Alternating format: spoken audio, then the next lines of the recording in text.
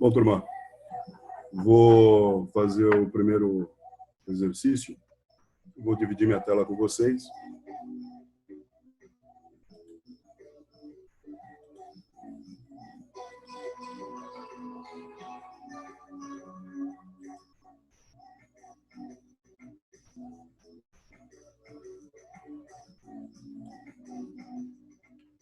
Fazer esse exercício aí é necessário fazer uma revisãozinha de hidrostática, tá?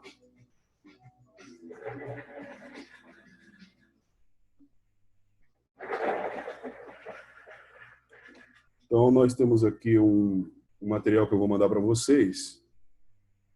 Então, você está vendo aqui, né? Hidrostática. Ele pega uma partícula fluida, aqui um pedacinho dela, tá vendo?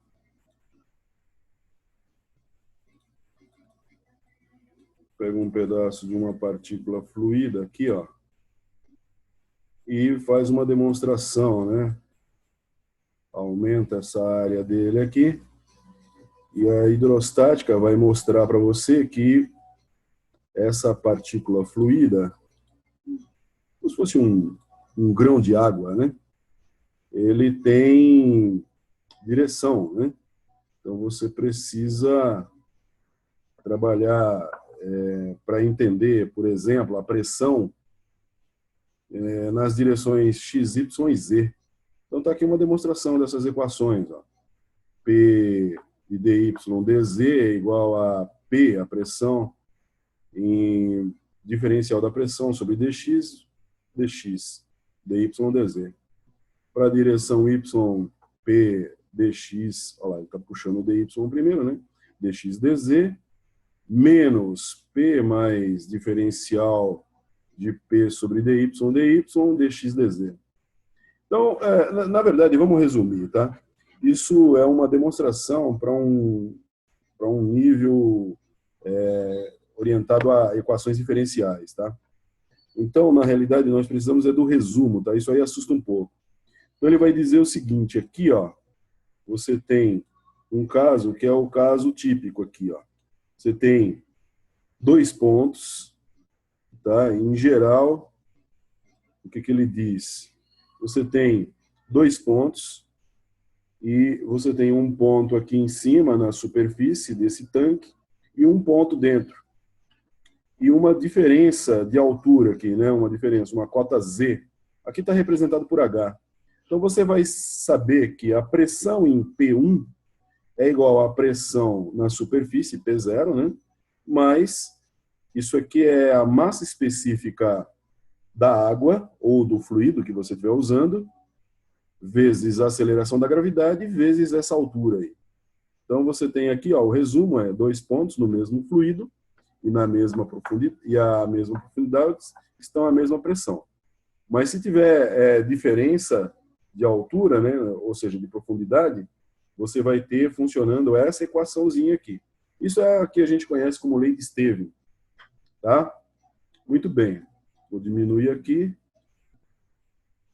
Se, por acaso, você estiver trabalhando com alturas iguais, né, alturas semelhantes, então você tem aqui, por exemplo, a pressão nesses pontos aqui, ó, A e B, pressão igual. C e D, na mesma altura, pressão igual. E uma cota Z diferente. Então, como é que funciona?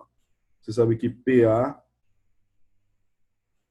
pressão de A igual a pressão de B, pressão de C igual a pressão de D. No entanto, a pressão de C comparada com A seria a pressão de C igual à pressão de A mais massa específica da água vezes a aceleração da gravidade vezes a cota Z.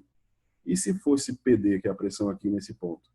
Então, PC e PD são iguais, mas PD vai ser igual à pressão de B mais massa específica da água vezes a aceleração da gravidade vezes a cota Z. Beleza? No caso do macaco hidráulico, você tem aqui, se alguém exerce uma força de 100 newtons, uma alavanca de macaco hidráulico da figura, então a figura é essa aqui, você tem um bracinho de 30 centímetros e um bracinho aqui, um contra, né, fazendo contraponto aqui, é 3 centímetros. o diâmetro de entrada aqui é 1,5 centímetro e o diâmetro de saída é 5 centímetros. Qual é a força resultante aqui? Ele sabe que a somatória de momentos é igual a zero, ele soma esses 30 centímetros com 3 centímetros, fica 33 centímetros, que aí dá 0,33 metros. Então, você tem que a força, ela vai ser força F1 vezes esse bracinho, né? Essa força F1 vezes esse bracinho vai ser 33 dividido por 0,03, o que dá 1.100 newtons. Tá? Eu vou considerar que você vai fazer um esforço para entender. Você tem uma força aqui, né? De 30, esse momento aqui, ó. Esse momento de 30 aqui, vezes esse braço, esse momento 30 centímetros, ou 3,03 metros. Na realidade, você tem uma força F de 100 que multiplica um braço de 33 centímetros, que vai ser igual a uma força que multiplica um braço de 3 centímetros. É o que ele fez aqui. Tá? Resultou em 1.100. Mas a pressão, nesse caso, ela é... Que coisa, eu não consigo...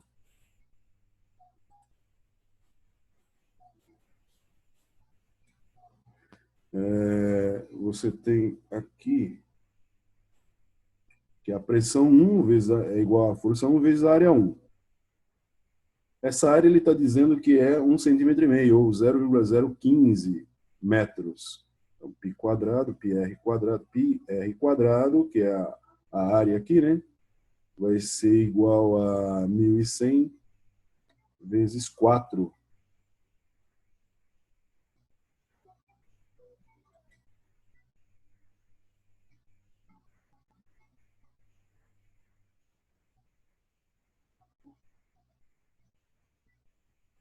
Por que vezes 4? Porque a área ela é πd,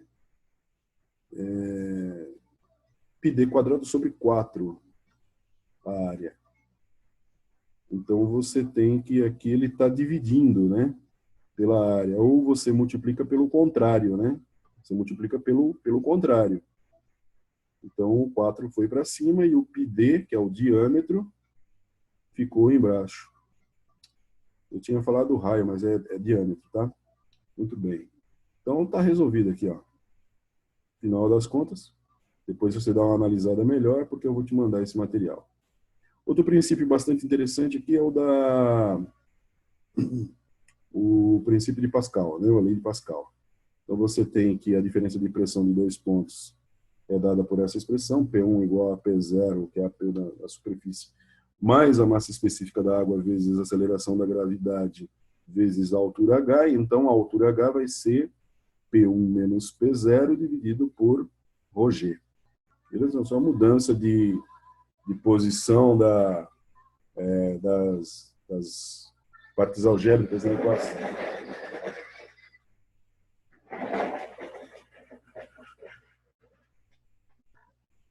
Bom, essa altura aqui, h, é chamada de altura de carga, né?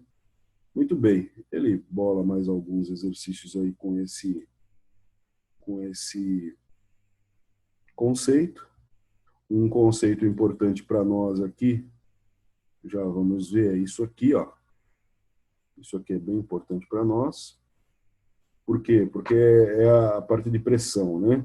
Então você tem que, vamos supor que a pressão ela é dada aqui, né, ó, pressão atmosférica. Vamos supor que ela é o referencial, o local de referência. Nossa, então a pressão atmosférica aqui normalmente vai ser tida como zero, né?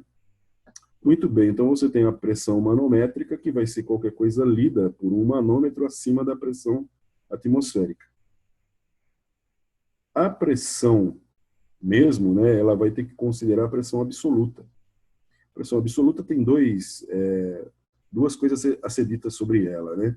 Você tem toda a pressão que está abaixo da pressão atmosférica, ela está gerando uma depressão, uma pressão negativa, e é efeito do vácuo ou da sucção. Tá? Esse aí é um conceito importante quando a gente vai fazendo a parte de recálculo de água. Então, a pressão, que a gente chama de pressão absoluta, vai tomar como referencial esse referencial de zero absoluto de pressão. Ou seja, aqui nós temos o zero absoluto, né? O vácuo absoluto, né? Não tem pressão. Então, somando, partindo daqui, você teria a pressão absoluta. Ou seja, a pressão absoluta vai ser a pressão atmosférica mais a pressão manométrica. Você mede uma pressão no manômetro, ele já vai te dar, né, o valor, e você somando essa parte absoluta, você tem a pressão absoluta. Muito bem. Existe ainda uma visão importante, que é a do piezômetro, ou manômetro de tubo em U, ou manômetro de coluna, assim, com balão, onde a pressão aqui nesse balão é igual a gama H, certo? Então, você tem aqui que só mede pressão maiores que a pressão atmosférica.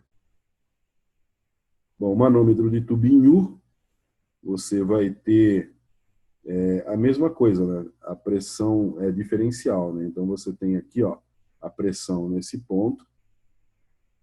Então, você tem a pressão nesse ponto aqui, 2 vai ser igual a PA mais gama 1H1, que é essa pressão de referência que está alinhada com esse ponto em A aqui. Tá? Então, você tem a pressão em 3, que é desse lado aqui, vai ser gama 2H2 mais a pressão atmosférica. Beleza? Essa equação ela é interessante, é importante ela, tá? Bom, depois você pega o material, dá uma estudadinha, dá uma olhada de leve nele. Tem mais um assunto aqui que é interessante e é importante, mas eu acredito que é só isso aqui. Ah, tá. Vamos na força de empuxo. Aqui tem uma coisa que é interessante, né? Que ele está te dando aqui, ó. Só para você se localizar. Ele dá uma série de integrais aqui, né? Para fazer essas demonstrações. E ele mostra aqui, ó. Olha que interessante. Os centroides, né? Dependendo da figura, o centroide é dado por essas fórmulas aqui, ó. Centro, né? Então, por exemplo, num círculo é πr a quarta dividido por 4. Né? Você tem aqui as figuras, ó. Olha que interessante, ó. Quando você tem a área de um círculo é πr quadrado, ou πd quadrado sobre 4. E o centroide vai ser πr a quarta dividido por 4, o centroide. O centroide dessa elipse vai ser πad, né, AB, ao cubo dividido por 4. Já o semicírculo vai ser πr quadrado dividido por 2, metade do nosso círculo. Veja que ele te dá aqui uma fórmula importante, ó, 4r dividido por 3 vezes π, ao contrário ali, né? 4 terços, né? O que multiplica r dividido por π. Isso eu estou dizendo porque vai ser interessante. Aqui, ó, você tem força hidrostática sobre superfície plana, você tem aqui, ó, olha essa fórmula aqui, ó, no limite do equilíbrio, quando a comporta estiver se abrindo, os torques ainda se anulam. Portanto, ρ, que multiplica d ao cubo vezes L dividido por 6. Essas relações algébricas aqui são importantes para entender o problema que foi dado para vocês, tá? Então, você tem aqui, ó, eu tenho mais um assunto para a gente terminar esse vídeo aqui. Empuxo, força de empuxo. Então, você tem aqui, ó, um corpo dentro de um líquido, um fluido, e você tem essas diferenças de altura aqui, né? Então, como é que ele trata essa força de empuxo, né? Ele fala que a força vertical no corpo, devido à pressão hidrostática, denominada empuxo de flutuação, pode ser facilmente determinada considerando os cilindros elementares. Então, são esses cilindros aqui, ó. Tá? Bom, então ele tem o seguinte, que dp dividido por dh é igual a ρg. Então, a pressão, e é uma demonstração lá da lei de Stevens, né? Pressão final é igual à pressão inicial mais massa específica vezes a aceleração da gravidade vezes a altura. A força de empuxo vai funcionar dessa forma aqui, ó. Você vai ter que a força de empuxo em Z, né? Porque a coordenada que você usa para subir é Z. Então, você tem que pressão inicial mais ρgh2 dA menos inicial mais ρh1 dA. No final, você tem a diferença entre H2 e H1 dA. Mas isso é a equação usando diferencial, usando integral. Tá? Então, a lei de Arquimedes é o empuxo de flutuação é igual ao peso do volume líquido deslocado. Bom, então, aqui ó, nós temos uma demonstração um pouco mais simples, tá? Você tem uma boia esférica, que é essa boia, com um diâmetro de 1,5 e pesando 8,5 kN, é ancorada no fundo do mar por um cabo. Então, ele quer saber a força de empuxo sobre essa boia. É importante gravar esse volume aqui, tá? O volume dessa boia vai ser πd sobre 6. Isso em metros cúbicos. πd ao cubo sobre 6. Beleza? Grava bem essa fórmula aí, tá? Bom, então agora ele vai usar essa boia como exemplo para fazer o cálculo do empuxo, mas o nosso problema está aqui, ó. Esse é o nosso problema lá, tá? A diferença que existe do problema que tem no teu PEG, né, no plano de ensino, guia de estudos, é somente esse valor aqui. Lá está 3.000 e aqui está 2.670. Então, você vai imaginar uma força de empuxo levando esse balão para cima. Só que agora não é água, né? Você vai ter que ter o ρ, que é do ar. Bom, então essa é a fórmula que dá vida para o nosso problema. Substituindo os valores, você vê aqui, ó, ele está dividindo, né? Então, ele inverte essa equação. Então, o 6, pedi para você prestar atenção lá no problema, lá, ele inverte, então o 6 vem multiplicando o trabalho da carga, né? Que é esse trabalho aqui, esse peso aqui, ó. Então, você tem πd ao cubo aqui, multiplicando a aceleração da gravidade, que é fruto desse volume aqui, tá? Ó. Então, você tem aqui no começo, né, ó, ρ do ar menos o trabalho da carga dividido por G, que multiplica volume. Esse volume aqui é o volume esférico do balão, ele está sendo dividido, então você multiplica pelo inverso. Bom, aqui está o resultado para você calcular, né, o peso específico, a massa específica do ar quente. Está aqui. Aí ele vai dizer que a pressão vai ser igual a ρRT, pressão do ar quente sobre pressão do ar, vai ser ρ do ar quente RT, temperatura do ar quente, dividido por ρ do ar normal, vezes RT, o T do ar, e ele diz que a pressão do ar quente é igual à pressão do ar, o que resulta, no final, né, numa mudança de posição, o R igual a R aqui, né?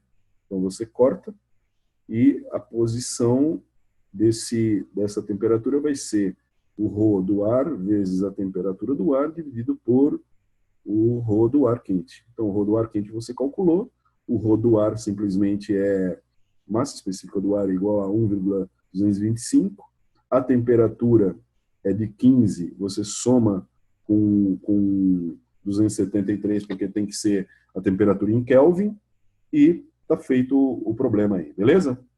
Está realizado o problema, então vai dar 56 graus centígrados.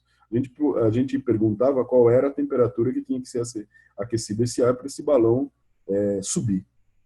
Perfeito? Então é só dar uma olhada nesse material que tem algumas coisas aí para você verificar, ok?